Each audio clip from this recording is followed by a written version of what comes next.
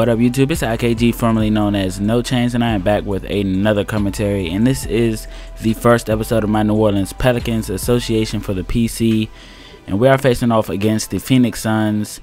And we are 1-2 in the season so far. And I simulated the first 3 games. We lost versus the Bobcats and the Pacers. I forgot who we defeated, but we are at home in this matchup versus the Phoenix Suns. And we're going to try to get back to 500 and acquire a record of 2-2 versus the Phoenix Suns here today in front of our home crowd. And Eric Bledsoe right off the bat draws a foul of Anthony Davis, and he will go to the line and convert the and one. So they go up 3-0 to start off the game early in the first quarter. Later in the first quarter, next possession actually, we're moving the ball around, trying to find an open man. Tyreke Evans is going to take this one right to PJ Tucker. He's going to back down and revert to a turnaround jump shot, and that shot will go down for our first basket of the game. But something I wanted to talk about really quick before I got into this commentary was the comments that I got in the last video. As you guys see, Jrue Holiday uses the screen for a throwdown right there. But like I was saying on the last video, I got some comments saying keep him because... And him, I'm talking about Eric Gordon, by the way. I'm sorry. Keep Eric Gordon because he can do other things besides shoot. I mean, really, it's not even about his ability. It's really about my ability to use him because I just can't get his jump shot down. I was thinking about changing it because that's not how he shoots in real life. He shoots low, but not that low. But of course, I would have to do a little bit of research to see which jumper fit his actual jumper.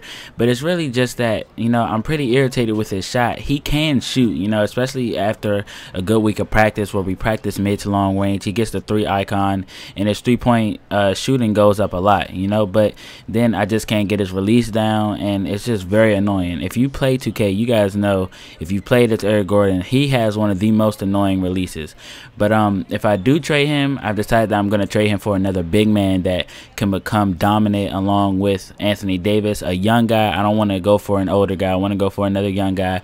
And right behind Anthony Davis, we have Ryan Anderson. As you guys see, he's hit 2 straight threes as the Pelicans are trailing in this game versus the Suns, and we're down by 3, but make that 1 as Anthony Morrow uses the screen to get inside for a slam. But anyway, this is where you guys come in. I'm not sure who I want to have next to Anthony Davis. I want you guys to tell me what other big man would do good along with Anthony Davis, who I can trade for, and why you think he'd do well with Anthony Davis. Well, you really don't have to do the second part, but I would like to know. But I'm not exactly sure who I want to trade for. I do want another center, of course. I don't want another power forward. You guys know that. So just leave a comment. You guys know if you watch my Hornets one, or if you're new, I just want to let you guys know the teams that I curate in my associations are our team. You know, I like to get suggestions from you guys, let you guys pick who I get sometimes. Of course, if it makes sense to me, you know, I'll have the final judgment. But I like for you guys to give me a lot of suggestions and, you know, let me know what you guys think I should do. But right there, you guys see Jrue Holiday hits a deep 3, and that will give the Pelicans the lead in the second quarter. And we are moving the ball around. Going to go to Anthony Davis, and he will slam this one right over Channing Frye. Channing Frye, not the best defender, and then that play, that was evident. He got dunked on by Anthony Davis. And right there, he comes right back and shoots a 3 as I sag off of him, which was a big mistake. But it's now halftime, and I'll see you guys in the third quarter.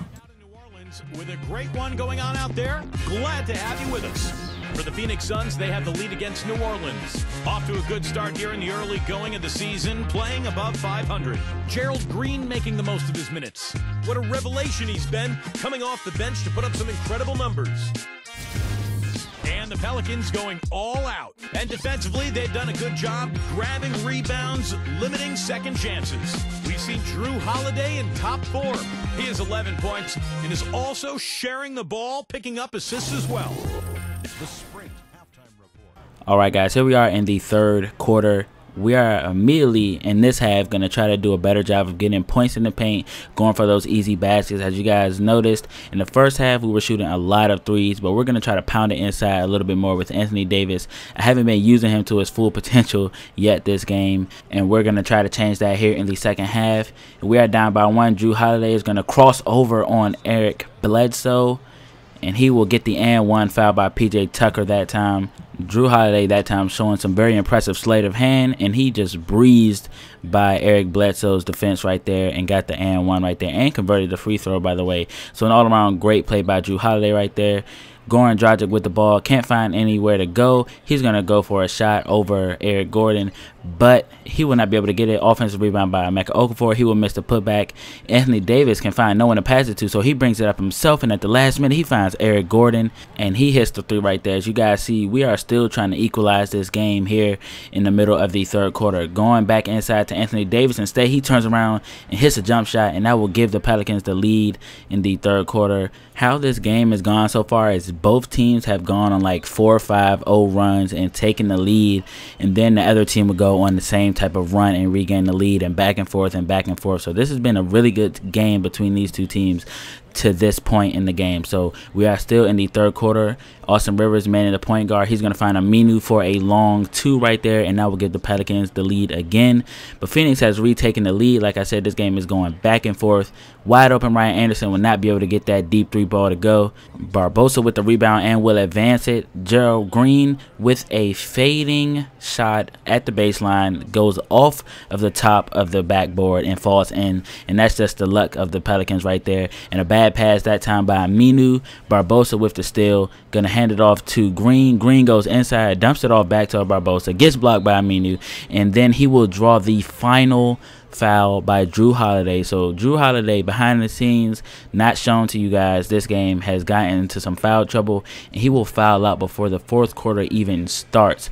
It was my mistake to even have him in at that point, but I was trying to come back. I wanted to have my best players on the floor, all my talent on the floor, so I could even this game up. As you guys see, they have created a 7-point lead, and that will be cut down to 4 as Anthony Morrow will hit a long three right there. So we take the lead down to 4. Anthony Morrow this time is going to get an assist to Jason Smith. And like I said, those runs I was talking about earlier, the Pelicans are on one right now. They have cut the deficit only to 3. Eric Gordon is trying to penetrate. He's running the point in the absence of Drew Holiday as he is fouled out. And he's going to find Anthony Morrow getting an assist right there.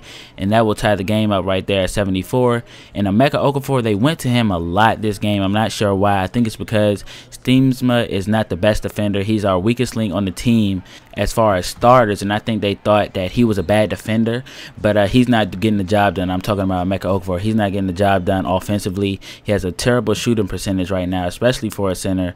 As you guys see, Tyreke Evans plays some really good defense and forces Smith to kick the ball out of bounds, and this is where the momentum really shifted. Eric Gordon is going to find a wide open Aminu, and he will hit a 3, and that will increase the Pelicans' lead to 8 points, which is the largest lead by any team this game so far.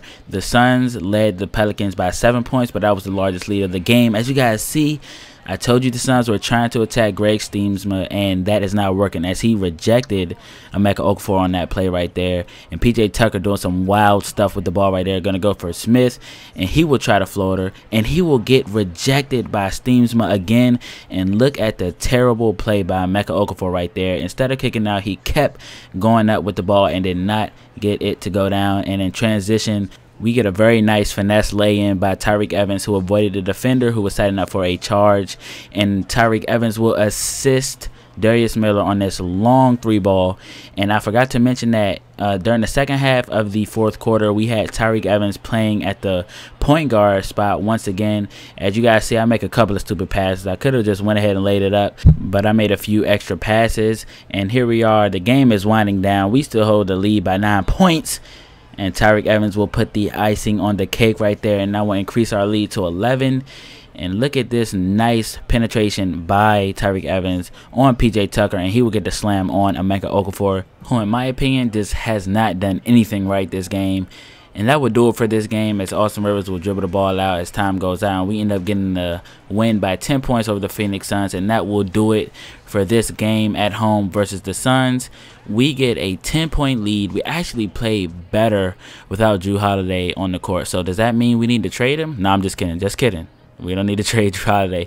I need to keep him out of foul trouble. I need to learn to take him out, or any players for that matter, out when they get in foul trouble. But that was my fault. I had it on automatic, or rotation, I'm sorry.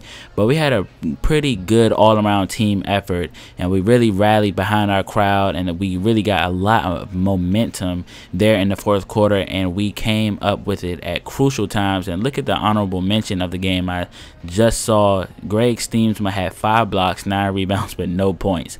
But he played great defense on Emeka Okafor. But we definitely have to see how a center like Dwight Howard, Marcus Gasol, those type of guys, those type of big men could take advantage of him. We have to see. I mean, it's just a Emeka Okafor, not really an offensive guy. But I hope you guys enjoyed this first episode. Let me know what you guys think I could do better, and I'll see you guys in the next one later.